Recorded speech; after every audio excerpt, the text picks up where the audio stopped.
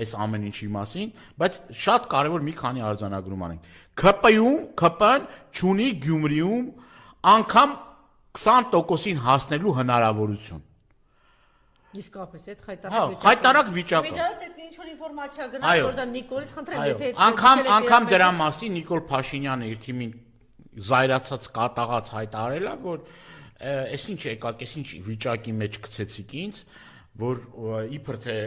բան է, ինքը մի մեծ հեղինակություն ունի, բայց ասել է, բայց դուք այդ հետի հեղինակություն եք, որ 20%-ը իմիջիալոց, այդ այն պարագայում, երբ որ իրենց մեջից տեխնատու չեն գտել են մեկին, որը մի քանի կուսակցությունա փոխել, հիմա էլ հիշում ենք ինչ էր ասում լուսավորի Հայաստանի